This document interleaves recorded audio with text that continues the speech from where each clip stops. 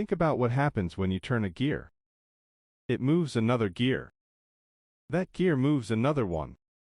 And if you design the sizes and teeth carefully enough, you can make those gears move at completely different rates.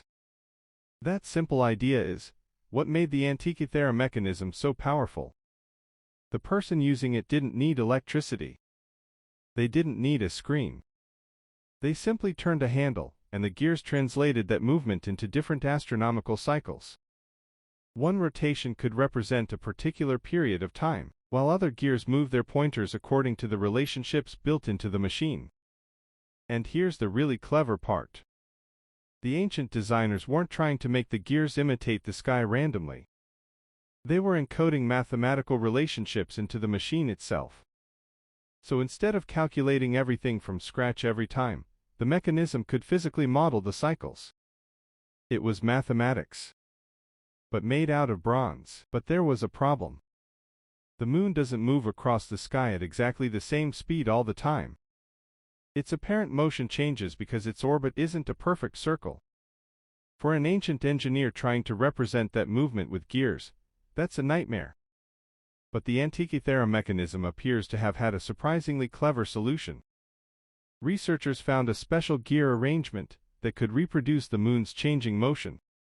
Instead of one gear simply spinning at a constant rate, the mechanism used an unusual system involving gears working together to create a more complicated movement. And this is one of the details that really separates the mechanism from a simple clock. It wasn't just saying, the moon goes around once every so often. It was trying to reproduce the changing position of the moon across the sky. More than 2,000 years ago, someone had taken a difficult astronomical problem and turned it into a mechanical one. And then there's the part that sounds almost unbelievable. The mechanism could predict eclipse possibilities. Not by magic. Not because the ancient Greeks had some mysterious technology from somewhere else. It used mathematical patterns that ancient astronomers had discovered by carefully observing the sky. One of those patterns is known as the Saros cycle. It lasts about 18 years and 11 days, or roughly 223 lunar months. The mechanism represented this cycle on a spiral dial at the back. As the pointer moved through the dial, markings indicated when an eclipse could occur and gave information about the predicted event.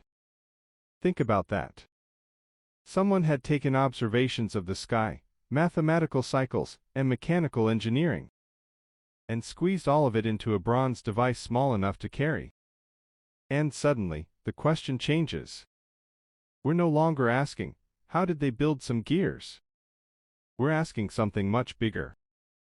How much did the ancient world actually know about the sky? Remember, the Antikythera mechanism wasn't just one dial doing one job. It was more like a tiny mechanical model of the sky. One part could track the moon's cycle. Another was connected to eclipse prediction. But there was another problem ancient astronomers had to deal with. Their calendars. A year based on the sun doesn't line up neatly with 12 lunar months. So if you simply counted 12 moon cycles and called that a year, your calendar would slowly drift away from the seasons.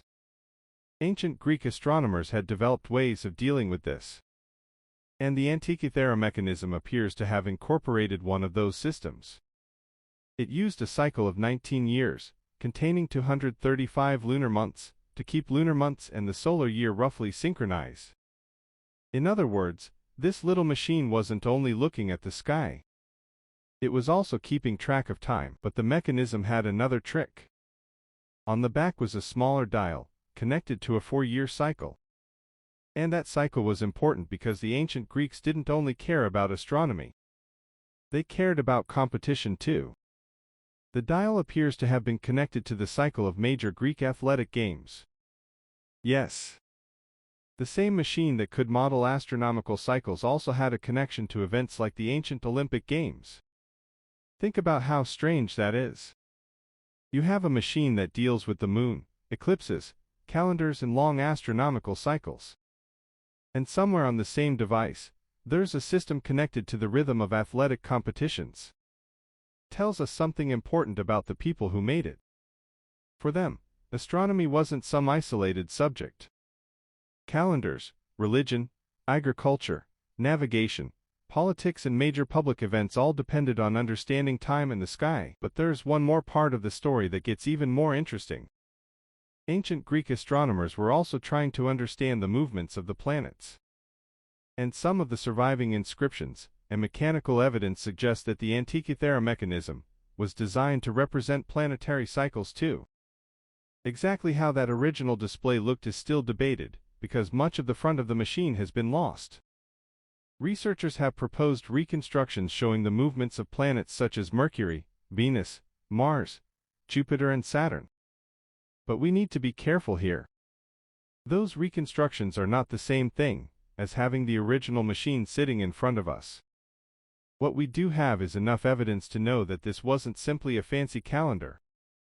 It was part of a much bigger attempt to turn the movements of the heavens into something humans could calculate, predict and understand.